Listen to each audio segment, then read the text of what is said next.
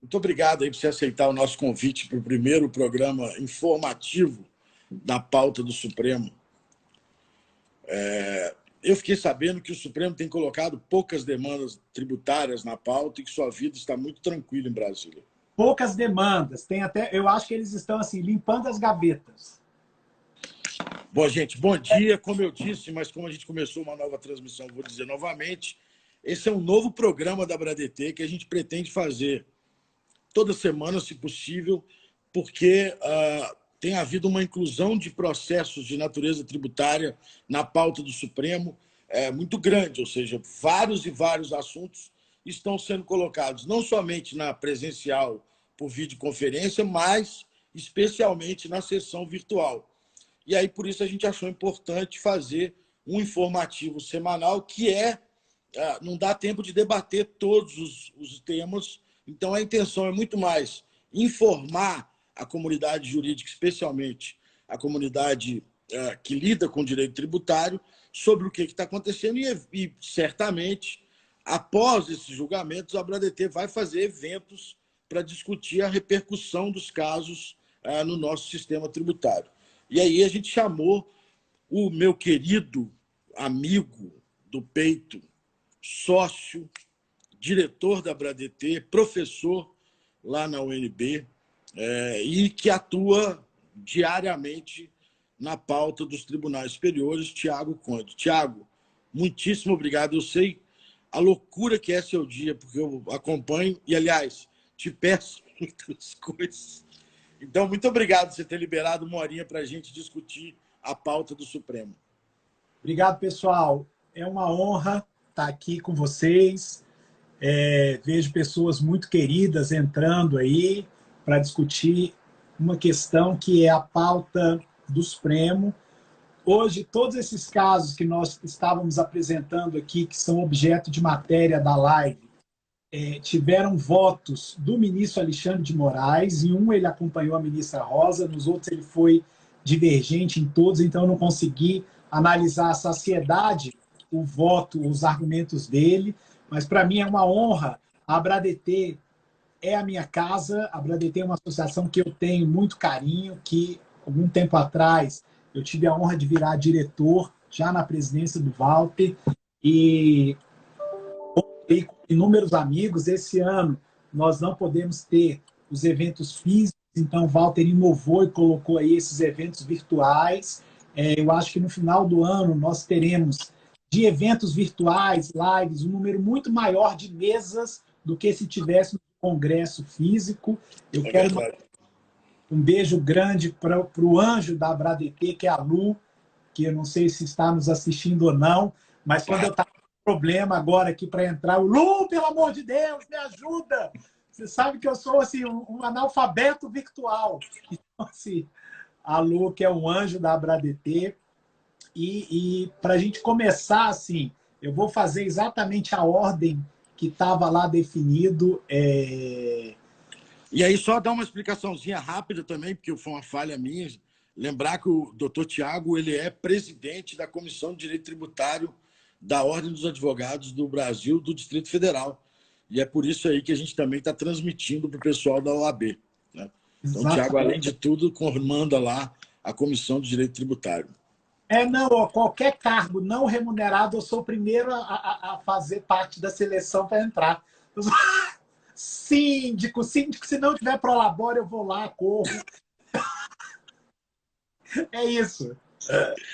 Mas vamos lá, Tiago, antes disso também, como está entrando, olha, nós estamos com uma audiência grande aí, como está entrando muita gente, dá uma explicadinha só, o que é a sessão virtual e o que é a sessão presencial por videoconferência, porque nem todo mundo está familiarizado com essa ampliação de matérias para a sessão virtual.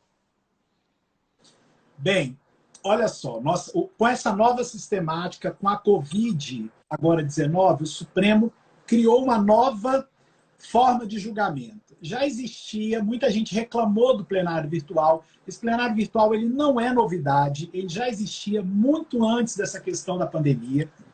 Só que agora ele foi muito aprimorado. O que aconteceu efetivamente agora? Ele no plenário virtual nós temos, ao iniciar o julgamento, nós temos a disponibilização do voto do relator, nós temos a possibilidade de sustentar, inclusive quando o caso está pautado para o plenário virtual, e é uma espécie de videogamezinho, porque fica lá um scorezinho e a gente vai acompanhando durante uma semana o julgamento virtual. Eu acho, só na minha concepção, o plenário virtual foi uma excelente saída para o Supremo, que estava absolutamente afogado em inúmeros processos e não conseguia evoluir. A pauta física durava ali uma tarde e julgava-se um processo. Então, assim, era complicado. Agora, com a pauta física, senhores, com essa pauta virtual, nós temos um número maior de julgados e uma prestação jurisdicional efetivamente célere. Muito tem se brigado aqui em Brasília que os advogados têm muitas dificuldades de acesso aos ministros, aos assessores, e, de fato, isso piorou muito a nossa vida.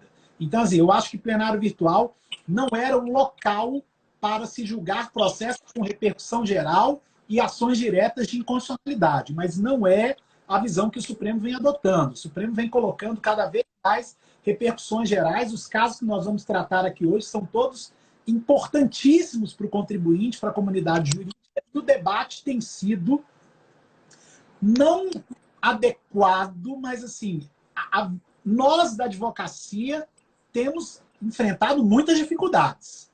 Então, assim... E certamente a tecnologia que acelera a solução dos casos, ela perde um pouco a dialeticidade, né, do plenário. Perde muito do plenário. E aí, só para explicar para todo mundo que está aí, é assim, a sessão virtual é de fato 100% virtual. O relator libera, o presidente coloca na pauta da sessão virtual na sexta-feira, na primeira hora, ou seja, de quinta para sexta, ele já pode postar o voto e fica lá o voto do relator de sexta até a outra sexta, e os demais ministros vão postando se divergem ou se acompanham o relator. Num ou no outro caso, eles também vão postando seus votos e, no final, é proferido o julgamento, tudo absolutamente virtual. E a sustentação oral é gravada uma semana antes, né, Tiago? Na terça, né? Na terça anterior que manda, não é? Até terça, meia-noite, a gente tem que mandar pelo sistema e consta do andamento processual. Isso. Aí, se vocês entrarem lá em qualquer andamento que está na pauta virtual, vocês vão ver lá a movimentação e depois vocês vão começar a ver os votos dos ministros, e em cima tem os links para sustentações orais. É isso. Exatamente. Então vamos lá, porque a nossa pauta é grande. Enfim, aí uma outra forma de julgamento que você me perguntou é o julgamento por videoconferência, que acontece, que é uma espécie de sessão física via Zoom, todos os ministros estão ali online, o advogado faz a sustentação naquele momento, ele pode fazer um esclarecimento de fato, ele pode fazer uma questão de ordem, e aí é uma questão, você fica numa antessala e o ministro ele vai te acessar na sala com os demais ministros na hora do seu julgamento. Esse julgamento por videoconferência, ele é, assim, na minha concepção, menos pior do que o julgamento agora, que nós estamos sangrando uma semana ali com o nosso caso na pauta. O que o Rafael Caldeira, nosso amigo, falou é isso, assim, o julgamento da sessão virtual, na verdade, ele não é online, ele é offline, né? Vai se postando, não há uma comunicação dentro daquela sessão virtual. Rafael Caldeira, dono da Samarco, um abraço, viu, doutor Rafael? É graças a ele que eu tenho emprego. Então vamos lá, Tiago. Como que você quer começar? Pessoal, vamos começar pela ordem mesmo, que foi o primeiro caso, aquele PIS/COFINS sobre receita advinda de locação de bens móveis. Relatoria do ministro Marco Aurélio, já hoje, repito, com voto divergente do ministro Alexandre de Moraes, e o ministro Marco Aurélio propôs uma tese interessante. Incide PIS e COFINS não cumulativo sobre as receitas de locação de bens móveis a partir da instituição de regime mediante as leis 10.637 e 10.833 respectivamente, enquanto sobre a modalidade cumulativa passa a incidir a partir da Lei 12.973. Então, o ministro ele trouxe aqui 3 situações distintas.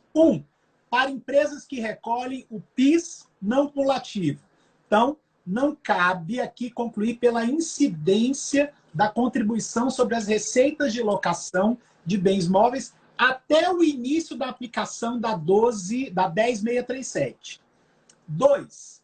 Para as empresas que fazem o recolhimento de COFINS não cumulativo, fica afastada a incidência aqui das contribuições até o início da 10.833, uma segunda premissa fixada por ele. E 3, para as empresas que fazem o recolhimento do PIS e da COFINS cumulativo, elas não estão obrigadas a recolher as contribuições sobre as receitas de locação de bens móveis até o início da aplicação da lei da 12.973, passando a incidir, então, em 1º de janeiro de 2015, desde que a locação, isso é importante, desde que a locação de bens móveis seja a atividade ou o objeto principal da pessoa jurídica. Então, assim, agora nós tivemos um voto divergente do ministro Alexandre de Moraes, que, infelizmente, eu não consegui analisar, foi postado hoje de manhã, e a nossa vida tá fácil. O Walter até brinca e fala que ele tem medo de abrir a geladeira e sair uma live. Bom dia, você está numa live. Então, assim, a nossa vida tem sido muito atribulada. Hoje de manhã eu fiz umas 10 vídeos antes de entrar nessa daqui. Mas o que ficou decidido? Eu tenho que sempre analisar a questão ou a atividade preponderante da empresa para atrair ou não a incidência do PIS e da COFINS nessas situações. Aqui, senhor, o ministro Marco Aurélio, ele traz uma tese importante, que toda a repercussão geral ela vem acompanhada de uma fixação de tese. E aí ele vira e fala assim, incide o PIS e a COFINS não cumulativo sobre as receitas de locação de bens móveis a partir da instituição de regimes mediante a lei 10.637 e 10.833. Enquanto, para o outro regime, ele fixa o marco de uma outra legislação, que é a 12.973, desde que a empresa tenha como atividade preponderante a alocação de bens móveis. Essa é uma discussão antiga, Tiago, porque isso aconteceu lá na 9.718. Na 9.700, antes da emenda constitucional 20, o que você tinha de fonte de custeio na Constituição era faturamento. E o Supremo tinha uma definição pendente, de quando julgou a inconstitucionalidade da 9.718, qual era o conceito de faturamento. De um lado, o ministro Marco Aurélio dizia que era o resultado da prestação de serviço e da venda de mercadorias, tal qual fixado o conceito lá na época do fim social, quando você nem era nascido ainda. E, de outro lado, o ministro Peluso, eu acho, dizia, não, faturamento é o resultado do objeto social da empresa. E essa foi uma discussão não resolvida na 9.718. Quando você vem, a emenda constitucional amplia para faturamento ou receita, a recepção desse segundo espectro maior, dessa materialidade maior receita, para quem estava no não cumulativo, veio com a 10.637 e a 10.833. Porque lá, na lei já recepcionada, na nova lei pós-emenda constitucional, já tinha a materialidade maior, que era quaisquer receitas. Exatamente. Só que essas leis falavam assim, esses setores aqui, lá no artigo 10º, elas falavam, esses setores aqui permanecem regulados pela lei 9.718, que o Supremo já tinha dito que ela não poderia tributar receitas, só faturamento, porque ela é anterior à emenda constitucional.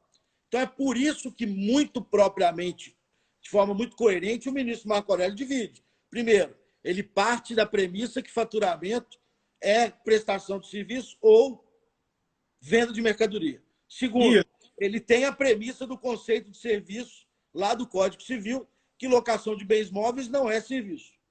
E aí ele diz, olha, eu acho que é inconstitucional a tributação até o momento que a emenda constitucional, que trouxe ampliação para a Receita, levou essa materialidade para a lei. Para o caso do não cumulativo, 10.637 para o PIS, 10.833 para a COFINS.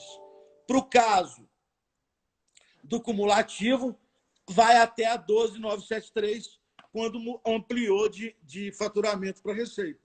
E ele até coloca no voto dele, ele fala o seguinte, duas questões conexas são submetidas ao Supremo. E o ministro Marco Aurélio tem esse refinamento de sempre ver a visão, não no processo ali objetivo, mas uma visão mais larga.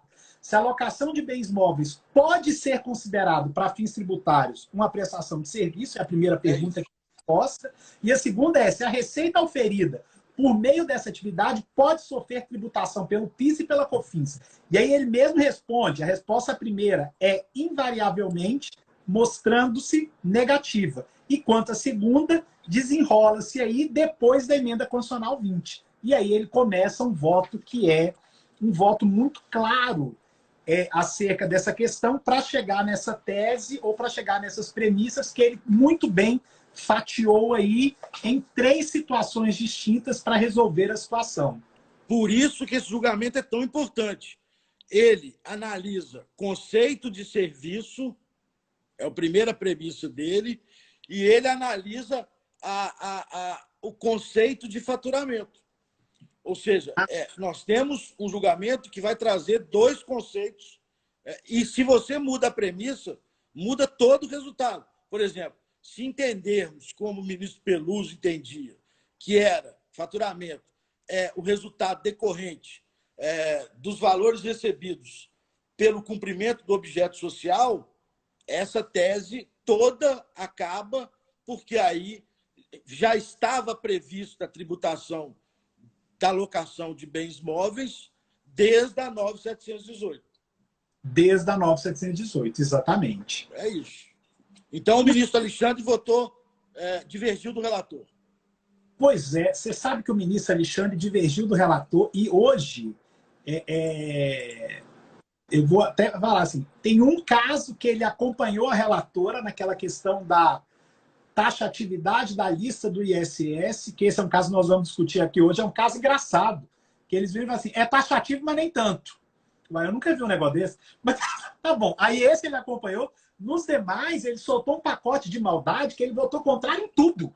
Então, assim, em todos. Então, assim...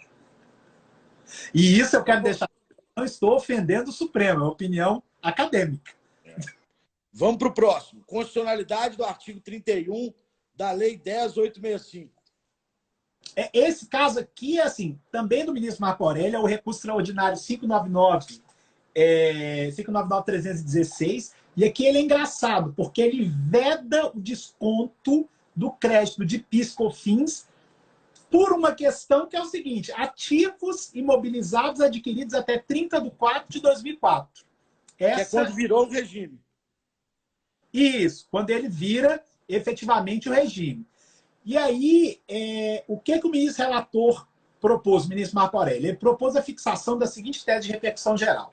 Surge inconstitucional, por ofensa aos princípios da não cumulatividade e da isonomia, o artigo 31, cabeça, da Lei 10.865, de 2004, no que vedou o creditamento da contribuição para o PIS e para a COFINS relativo ao ativo imobilizado adquirido até 30 de abril de 2004.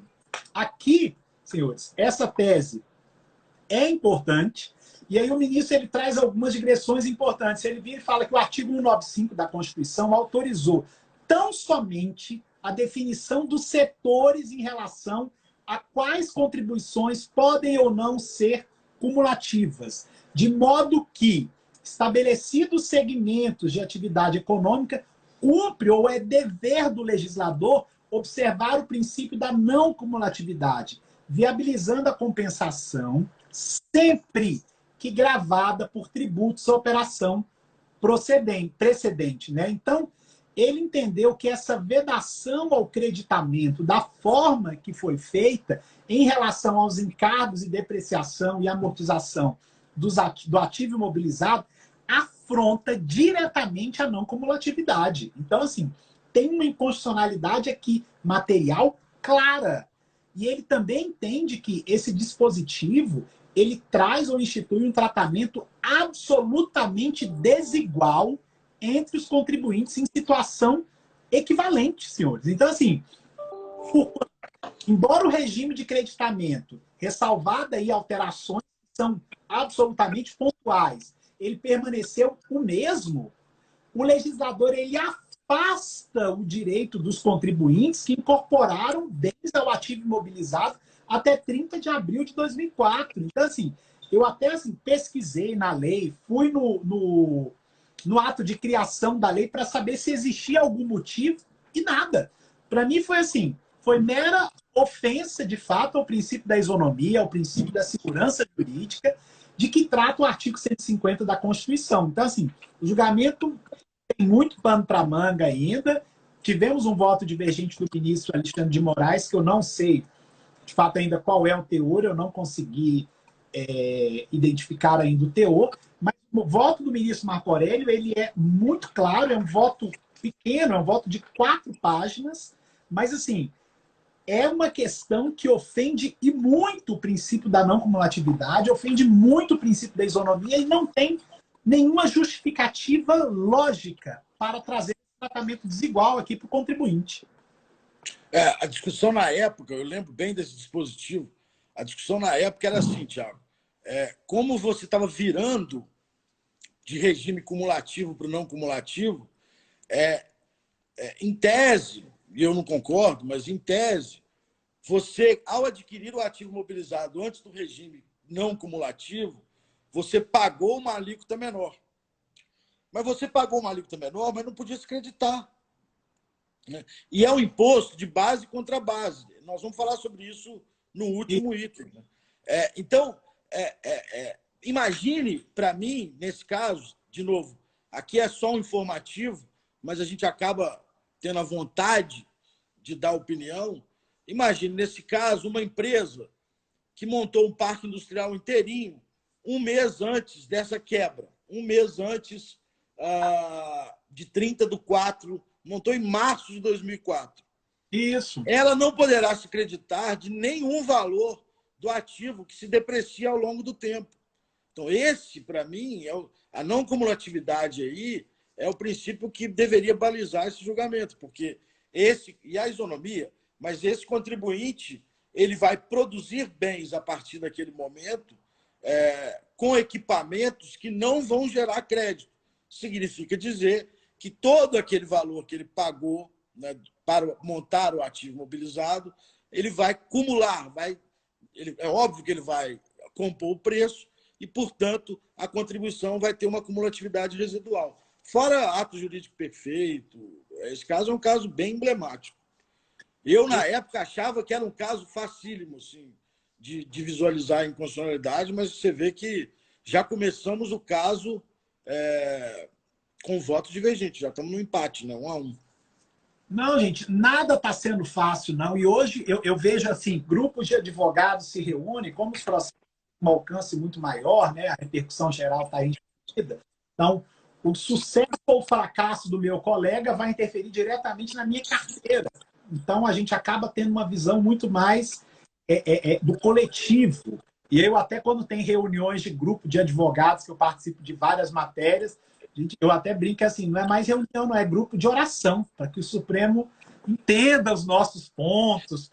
Não, e ontem eu participei de uma aula com o professor Thomas e a gente estava dizendo do perigo que é a repercussão geral sair do caso concreto. Né? Nós temos esse perigo. E, na verdade, o Supremo já julgou que a repercussão geral ele pode ultrapassar os limites da questão posta. Isso é absolutamente coerente. E aí nós ficamos numa sinuca aqui, porque assim, se eu levo isso adiante, eu posso levar uma cacetada do ministro falando assim, essa questão não está posta. Ou o ministro pode decidir que ele tem que levar dado o alcance. Nós vamos ver uma questão dessa quando nós formos discutir a questão do PIS/COFINS sobre a para, resíduos, sucatas. Então vamos lá para o próximo. Substituição tributária, PIS e COFINS. Esse caso aí é o RE 596832, não é isso? Exato. Exato.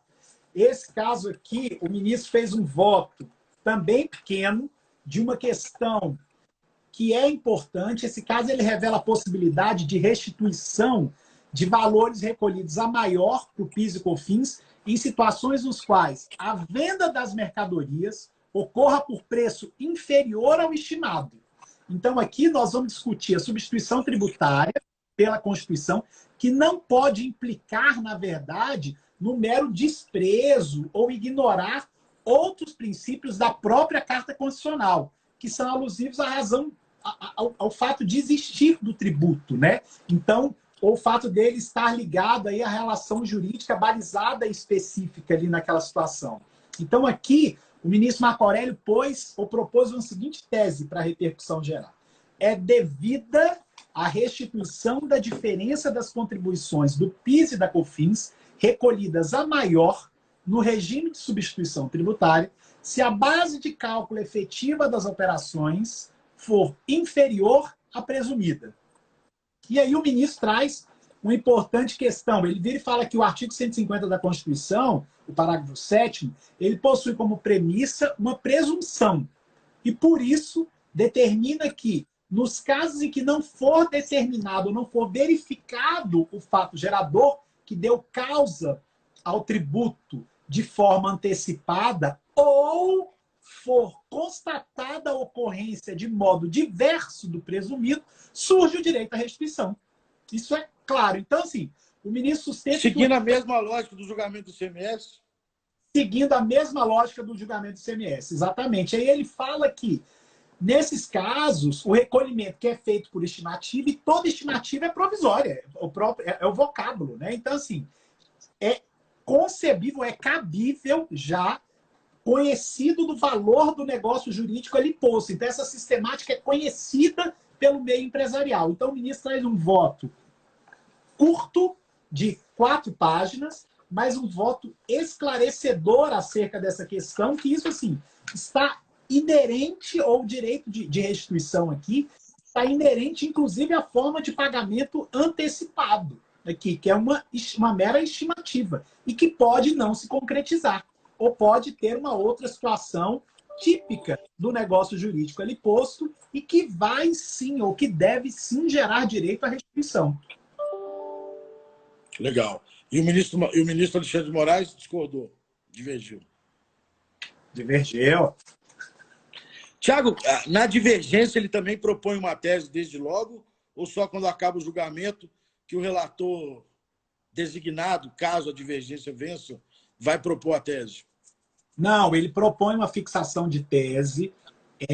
Essa divergência do ministro Alexandre de Moraes hoje me causa espécie, porque hoje ainda é terça-feira, nós temos um avanço do plenário virtual, costumamos ter um avanço do plenário virtual na quinta, então isso é uma sinalização negativa que o Supremo pode estar, porque agora eu tenho 2 teses bem colocadas, uma divergente e uma favorável aqui, uma favorável ao contribuinte e outra favorável ao fisco, com fixações de tese de repercussão geral, e aí eu crio aquele voto de manada, né, em um só sentido ou no outro. Mas é uma pontuação negativa, um voto divergente logo no início, porque eu posso criar um voto de manada aí, vários ministros votando em sentido contrário, em momentos agora, assim, quarta ou quinta. Então, assim, eu vejo, isso é um prenúncio de tempestade na nossa vida, viu? Pois é. Você está falando que é negativa para os contribuintes e advogados contribuintes, né? Para os contribuintes e advogados contribuintes. Na vida, tudo depende de perspectiva. Vamos para o próximo. O próximo é o... é o corrido. Sebrae, né? O próximo é Sebrae, emenda constitucional, né? 33. O próximo é Sebrae, emenda constitucional. Caso que já começou com vista do ministro Toffoli. A ministra lançou o voto meia-noite, eu até comemorei, porque nós estamos nesse caso também. Nós demos parecer para o Instituto do Ar. E Walter participa ativamente dessa demanda comigo. E aqui o ministro Toffoli pediu vista para verificar o voto, que era completamente favorável. A ministra relatora aqui, ela reconheceu a inexistência. A ministra é a ministra Carmen Lúcia. Ministra Rosa Weber. Rosa Weber. Aqui trata-se de controvérsia acerca da recepção pela emenda constitucional 33 das contribuições do SEBRAE, Apex e a BDI, e aí ele traz assim, pelo específico prisma da base de cálculo que seria aplicável. Então, o ponto central da discussão diz respeito ao caráter taxativo ou não do rol das bases de cálculo prevista no artigo 149 da Constituição Federal. Porque antes da emenda constitucional 33, você não tinha nada no artigo 149 sobre quais seriam as bases ou as materialidades tributáveis. Exatamente. A emenda constitucional trouxe um rol de materialidades a serem obedecidas. A pergunta que fica é, primeiro, como que ficam as contribuições anteriores a essa emenda constitucional que não se utilizam dessas materialidades? Elas estão ou não recepcionadas? E segundo, se essa lista, como acho eu que a Procuradoria defende, se ela é taxativa ou exemplificativa, ou seja, a emenda constitucional não teria mudado nada, não é isso? Exatamente. E aí nós tivemos um voto muito bom da ministra Rosa, que ela reconhece a inexigibilidade de contribuições ao SEBRAE, à Apex e à BDI a partir de 12 de 2001, data em que teve início de vigência a emenda constitucional 33. Reputar ou ela considera indevido os recolhimentos, levando a prescrição para o caso concreto, mas ela traz assim, ela traz que o núcleo central do artigo 149, acho que é o parágrafo 2º aqui, ele tem o objetivo fundamental e ele orienta a interpretação da possibilidade após o advento da emenda constitucional 33. E aí a ministra propõe uma tese interessante. A adoção da folha de salários como base de cálculo aqui das contribuições destinadas ao SEBRAE, à Apex e à BDI não foi recepcionada pela emenda constitucional 33, que instituiu no artigo 149, 3, rol taxativo de possíveis bases de cálculo, que lá não estavam a folha de salários, que essa é a grande questão. A ministra traz um voto extremamente denso, de mais de 20 páginas, mostra todos os pontos, faz uma digressão, inclusive, sobre eventual modulação de efeitos, e ela ainda traz essa questão da recepção ou não da base de cálculo, da folha de salário, ou tem aquela questão da receita ad valorem, se tem por base o faturamento, a receita bruta, ou o valor da operação ou da importação, no caso do valor aduaneiro aí. Então, assim, foi um voto denso, muito bem colocado, onde ela trouxe todas as principais premissas dessa matéria que está aí no judiciário há muitos anos, tem muito assunto represado disso, é uma matéria, do ponto de vista econômico, super importante para os contribuintes, e nós estamos agora vivendo uma pandemia e o Supremo julgando questões super sensíveis. De um lado, nós temos o contribuinte falando que não está conseguindo sobreviver. Do outro, nós temos a Fazenda Nacional falando que não está conseguindo pagar a conta porque a arrecadação caiu. Eu acho que a arrecadação vai cair ainda mais, porque nós estamos matando os contribuintes agora. Então, assim, esse caso foi favorável, o ministro Toffoli pediu vista, não existe previsão para retorno. No retorno, ele pode fazer tanto no plenário físico, quanto no plenário por videoconferência, como também pode reinserir no plenário virtual. É isso que eu ia te perguntar, ele pode voltar para o virtual também, né? Pode voltar para o virtual também. Por exemplo, se outro, no caso dele ele é o presidente, mas se outro ministro pede, aí esse ministro que pede vista, ele libera para a pauta para o presidente, e aí o presidente decide para qual que vai, se vai para a sessão virtual ou para o plenário presencial, é isso? Isso, exatamente. Aí o próprio presidente pode fazer. Tem uma sistemática no plenário virtual que é o seguinte, o pedido de destaque, que é diferente do pedido de vista, que esse ele só vira e fala assim, ó, esse caso deve ser julgado em uma sessão ou por videoconferência ou física, dada a importância da matéria. Então, ele destaca o caso. Então, esse é o chamado destaque, que não é à vista. Que não é à vista, exatamente.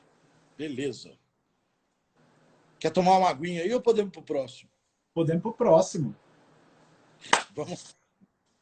Vamos lá, o próximo. O próximo é um caso engraçado até, né? Relatoria da ministra Rosa Weber, é o RS 784439. ISS, taxatividade da lista. Taxatividade da lista, o caráter taxativo da lista do ISS e em confronto com o artigo 156 da Constituição Federal.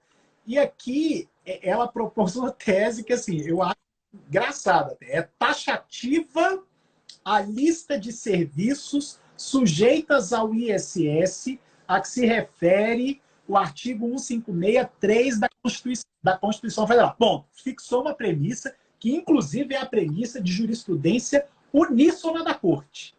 Sim. Vírgula. Admitindo-se, contudo, a incidência do tributo sobre atividades inerentes a serviços elencados em lei em razão de interpretação extensiva. Uai, é taxativo, mas nem tanto. É o que o Supremo... Qual que era o caso? Mas você sabe qual que é o que está sendo julgado no caso concreto? Aqui ele discute ISS supostamente recolhido a menor em período compreendido entre outubro de 99 e dezembro de 2003, e aqui é IOF. Na verdade, o que se é o IOF ou ISS, né? Isso, exatamente. Aí o acórdão do TRF, ele afasta a tributação pelo ISS, porque das atividades que seriam típicas de operação de crédito, mas ele traz umas outras questões aqui que são alheias a essa demanda, e aí fala de contrato de adiantamento futuro e dali por diante, mas o STJ ele deu parcial provimento ao recurso especial, aplicando uma tese que ele fala de que a lista de serviços anexa ao Decreto-Lei 406 para fins de incidência do ISS é taxativa, admitindo-se, contudo, uma leitura extensiva de cada item com o fim de enquadrar serviços congêneres aos expressamente previstos. Esse caso é muito grave. Até porque isso está muito linkado àquela tendência do Supremo de aumentar, o ampliar, ou abandonar o conceito de serviço então consagrado na jurisprudência da Corte, né? Que era a obrigação de fazer. Há uma tendência disso. Se você une essa tendência com uma mitigação da taxatividade da lista, a gente pode ter uma ampliação de hipóteses tributáveis bem relevante aí. O que eu aprendi de interpretação extensiva e analogia é que você, na lista ali, teria em determinados itens, apesar dos nomes, eles guardam características irrenunciáveis de cada item. E, portanto, se surgirem novos nomes, mas com as mesmas características, a essência estaria guardada da tributação. Esse é o único conceito de interpretação extensiva que consegue se conciliar com uma taxatividade de lista. Ou então, ela não é taxativa. Para que essa tese do Supremo não tenha uma contradição nela própria, a interpretação extensiva eu tenho lá tributação de promoção de seminários, colóquios, debates. Amanhã, se eu quiser chamar de encontro jurídico, está na lista, porque a característica essencial daquele conceito permanece a mesma, apesar do nome ter alterado. É o único significado de interpretação extensiva, na minha opinião, que manteria por inteira a taxatividade da lista. Ou então a lista não é taxativa. Mas aí nós vamos... Exatamente. Ou aí a lista não é taxativa. E aí nós vamos enfrentar o outro... Eu até entendo que assim, a questão da ministra se podem ou não existir novas interpretações, e aí ela vai muito para aquele lado de novas tecnologias que o Supremo não julgou ainda, mas ela não pode, o Supremo não pode, em um só processo, em uma só tacada, resolver tudo, porque assim, a questão dos novos serviços, que pode ser serviços de streaming e dali por diante, que não estão aqui abarcadas, podem ser afetadas agora com esse julgamento. Porque eu posso dar uma interpretação congênere a cada item. Esse caso é grave, traz assim um enorme dano ao contribuinte e vai causar uma nova guerra fiscal. Porque, assim, mas esse é o perigo de você não julgar o caso concreto.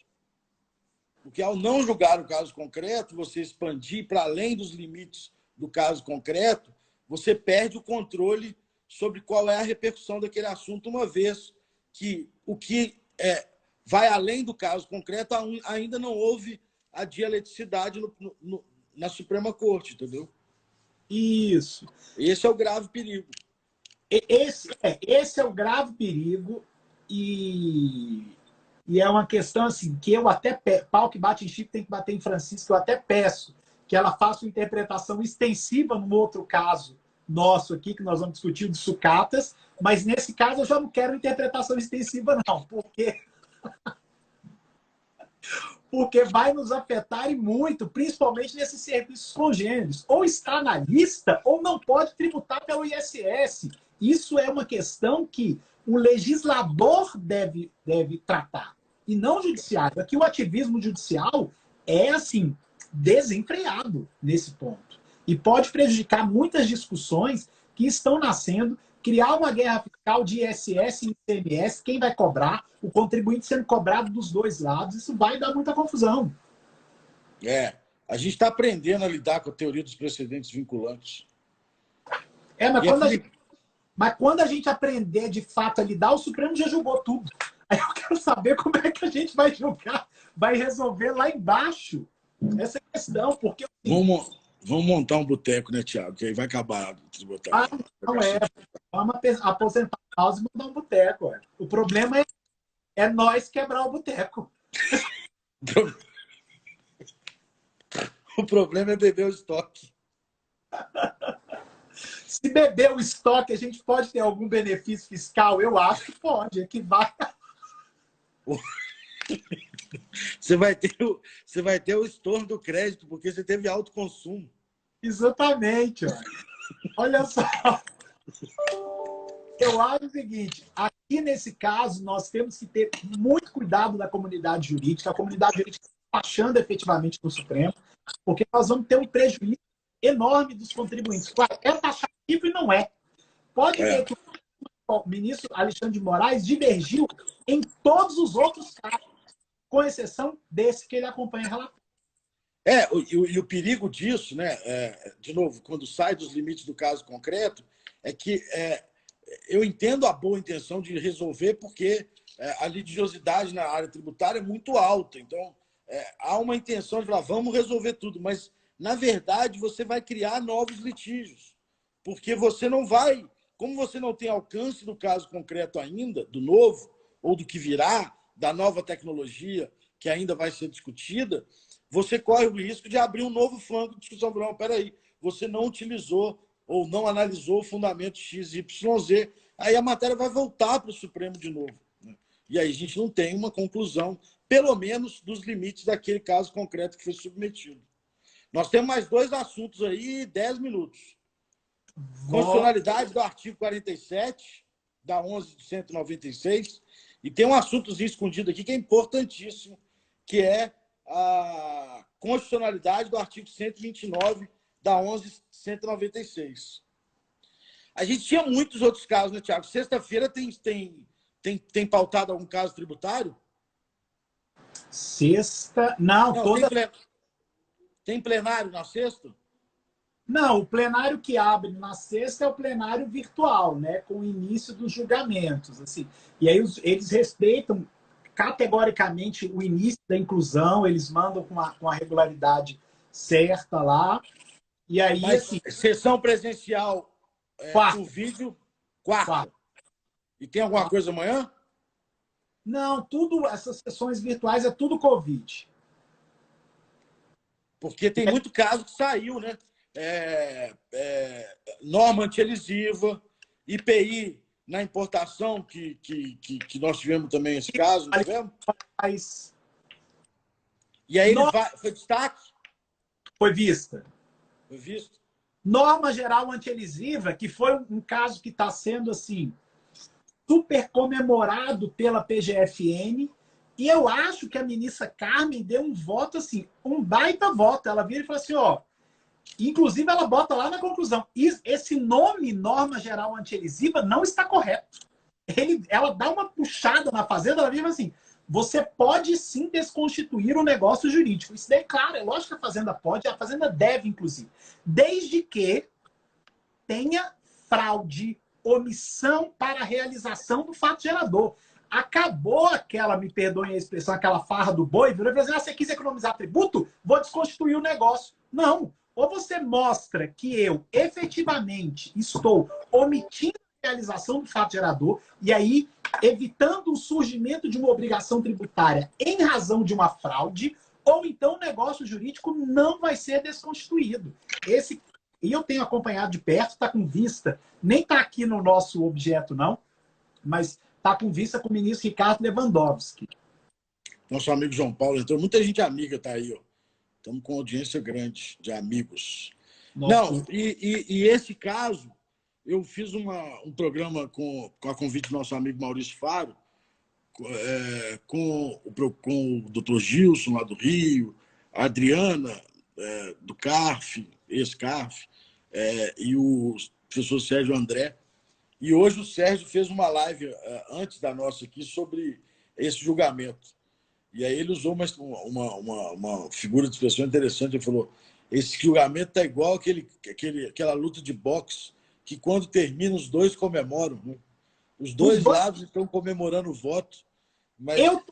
Eu estou comemorando e muito. Ontem eu dei uma entrevista para um jornal, aí a repórter me mandou assim, Thiago, tá difícil para os contribuintes. Eu falei, eu não estou achando não, eu estou achando é bom. Porque agora ou motiva o ato ou não vai desconstituir. É o que a gente sempre implorou no CARF para fazer. Loucura. Aí... Mas vamos lá, fala do seu caso da sucata.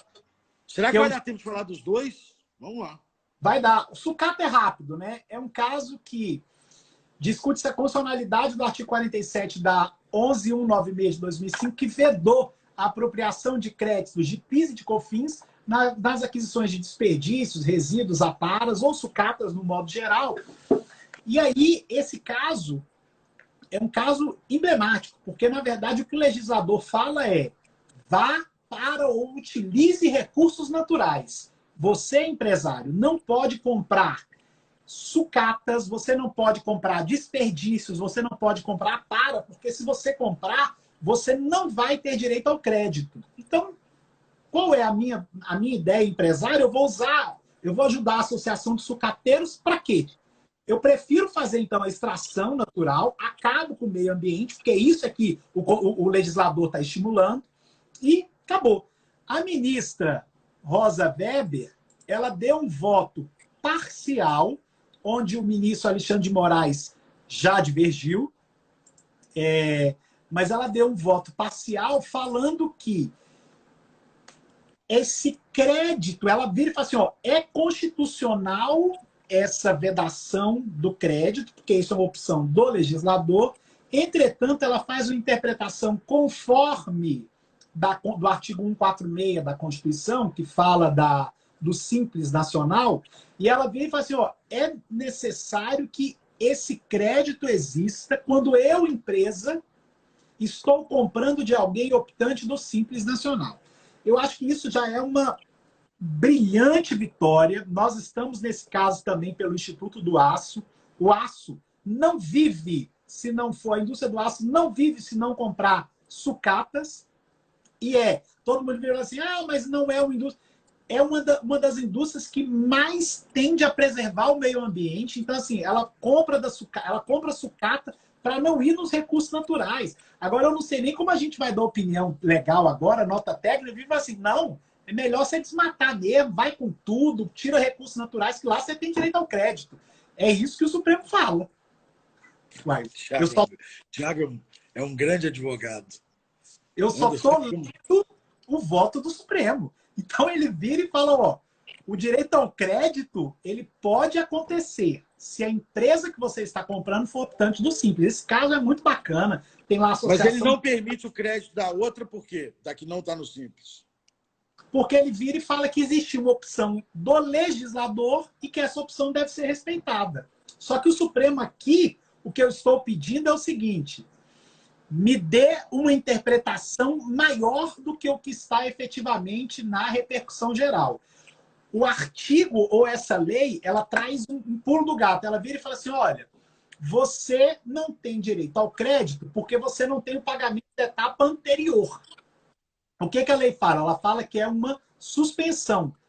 Primeiro ela suspende a incidência no artigo e no outro artigo ela proíbe o crédito. Isso. E aí até é justo, porque como é que eu vou ter crédito sem o pagamento na etapa anterior? Eu acho certo. Na época, quando a gente foi entrar nesse caso, a gente discutiu muito, a professora Isabel estudou muito sobre essa questão do pagamento, do crédito sem o pagamento. E aí nós identificamos que, mas vem cá, essa suspensão em caráter irrestrito, que não obedece nenhum critério, na verdade, ela equivale a uma isenção. E a isenção, quando a saída subsequente é tributada, ela determina a preservação do crédito. Para o PIS/COFINS, ela determina o crédito. E foi exatamente isso que a ministra Rosa aqui falou. Ela vira e fala assim, olha, porque quando eu estou falando de Simples Nacional, eu estou falando de isenção. Isenção e PIS/COFINS, eu tenho direito ao crédito na etapa anterior. Era tudo que eu queria, porque assim, agora o que nós estamos trabalhando é, ok, agora que ele faz é uma mudança. Essa suspensão sem nenhum critério equivale a uma isenção. Onde você já Se a lei não tivesse escrito suspensão, tivesse escrito isenção, o crédito permaneceria. Permaneceria. E tem mais, assim, além do crédito permanecer... Flaviano, João Paulo, Gustavo, tem um monte de gente mandando um abraço para você. Além do crédito permanecer, assim, nessa isenção, porque aí eu teria, na lei do PIS/COFINS, quando eu tenho isenção, eu tenho direito ao crédito, ok. Mas a ministra fala isso, então, ela viu assim, na isenção eu posso. Então, uma suspensão sem nenhum critério, sem nenhum tempo, sem nenhuma condição, a jurisprudência do Supremo me fala que equivale a uma isenção. Então, as instâncias inferiores não poderão ter outro julgamento se não falar assim, realmente, aqui é uma suspensão sem nenhum critério. Suspensão sem nenhum critério é isenção. Então, você tem direito ao crédito. O Supremo está me dando crédito. Perfeito, perfeito. Você... Agora temos só o 129, tem que ser rápido, porque nós só temos mais 5 minutos, senão cai aqui. E eu acho que eu não consigo salvar, não entendo nada disso. Mas se bater 1 hora, cai. Não. O 129, basicamente, é aquele que permitiu que profissões de caráter artístico, intelectual ou personalíssimo pudessem prestar serviços por pessoas jurídicas. Isso, é a chamada... E aí foi ajuizada uma ação de constitucionalidade desse artigo, certo? Isso, exatamente. E a chamada pejotização, né? E esse caso ele é importante porque ele traz assim, hoje as empresas, muitas vezes os empresários, eles não conseguem ter uma gama enorme de trabalhadores ou de empregados. Por exemplo, vamos lá, uma empresa que faz projetos industriais, ela precisa ter o cara que desenha, ela precisa ter um engenheiro, ela precisa ter o cara que faz só o projeto de quanto de concreto ele vai ser. É impossível ter esses profissionais na sua folha de salários. Então, ela contrata profissionais habituais que podem ou não atender a demanda da empresa, depende da conveniência e oportunidade deles. E aí vem o fisco e vira e fala assim, esse contrato é de fachada. Você, na verdade, tem um empregado que te atende, é uma pessoa jurídica. Não tem nada disso. Assim, eu tenho até empresários que viram e falam assim, Tiago, eu até gostaria que esse cara fosse meu empregado. E aí nós colocamos lá, como prova, que o cara recusa trabalho, o cara escolhe a hora que ele vai para a planta industrial, o cara tem todo um aparato específico. Não, pois é. Mas o que está sendo julgado nesse caso do Supremo é a constitucionalidade do 129, certo? Certo. Quem é o relator? Ou relatora? Ministra Carmen. Então, se ela entender que é constitucional o 129, que é uma discussão que a gente já teve no CAF, há uma permissão legal para aquele que faz o trabalho autônomo prestar por pessoa jurídica. Ou seja, a partir daí, me parece que toda fiscalização que pegou um sujeito que prestava serviço como autônomo, perdão, uma pessoa jurídica que prestava serviço e que a fiscalização disse, não, esse caráter é personalíssimo, você é autônomo e será tributado na pessoa física, esses autos de infração tendem a cair se o Supremo entender pela constitucionalidade do 129. Porque certamente as razões do voto levarão à liberdade de empreender, à liberdade de prestar serviço de pessoa jurídica. Então, a relação autônomo-PJ acaba. A dicotomia, a controvérsia acaba. Nós vamos ficar com a controvérsia do 129, ou PF-PJ, versus relação de emprego. A ministra fala, é constitucional, julgo procedente o pedido, declarando a constitucionalidade do artigo 129. Eu posso contratar, e é lógico que eu posso contratar, assim. E o Gustavo até vira e fala assim, a pejotização está mais tranquila agora. Porque o TST decidiu que pode terceirizar a atividade fim, inclusive. Posso terceirizar a atividade fim. Só que aí vem o fiscal e dá uma cacetada na gente, Gustavo, porque ele vira e fala assim, essa terceirização, na verdade, foi fachada, porque ele traz aqui a terceirização porque ele não quer colocar esse cara na folha, ele não quer pagar os benefícios. Eu tive um caso no CARF julgado falando o seguinte, você paga seguro para esse cara. Ao ver assim, meu filho, eu pago seguro porque a planta industrial não deixa entrar se não tiver seguro de saúde, seguro de vida. Uai, a planta do meu contratante. É isso, queridos. O nosso querido amigo Robson Maia entrou aí, pô. Estamos prestigiados, Thiago. Professor Eu tenho que encerrar porque vai bater 1 hora. Então tá, Thiago, gente. muito, muito obrigado por você ter vindo aqui. Obrigado. A ideia realmente era informar e a gente vai ter outros eventos trazendo esses casos concretos específicos. Acabei de ser avisado que a gente tem 1 minuto e 20 segundos para encerrar. Então vai aí, Thiago, despede. Muito obrigado, amigo. Muito Boa obrigado. sorte aí. E, ó, galera, vamos rezar pro Thiago para ele não ter um infarto na sexta-feira, quando os votos são postados. Pessoal, muito obrigado. Obrigado a todos aí. Obrigado à nossa audiência, a Bradetê, ao Walter. Reitero meus agradecimentos à Lu e deixo um abraço a todos e que Deus nos abençoe. Que é o que a gente precisa. Queremos você conosco. Tchau, Beijo gente. em todo mundo que esteve aí. Tchau, tchau.